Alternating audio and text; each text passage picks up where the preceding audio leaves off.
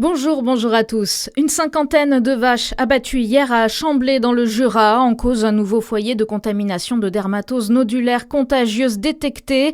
Les bêtes appartiennent à de jeunes éleveurs qui viennent de reprendre l'exploitation touchée.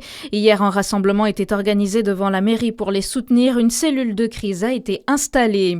Dans le procès Péchier, l'amertume hier de deux infirmières soupçonnées à tort. Ces deux soignantes étaient en poste à la clinique Saint-Vincent à l'été 2012, au moment où l'établissement a dû faire face en l'espace de quelques semaines à deux hémorragies massives sur des patients. Elles ont toutes les deux décrit les conséquences sur leur carrière professionnelle. Ces cas font aujourd'hui partie des 30 empoisonnements présumés, dont 12 mortels que l'accusation impute à Frédéric Péchier.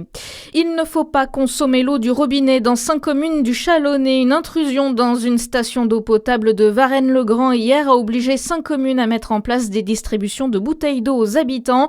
Des analyses doivent être pratiquées sur le réseau. Les résultats seront connus dimanche soir ou lundi matin.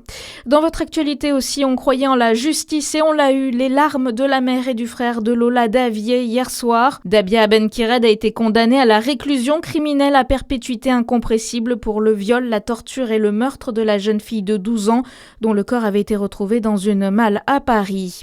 Moody's maintient la note de la France mais la place sous perspective négative. Pas de dégradation à l'inverse des autres agences de notation S&P et Fitch.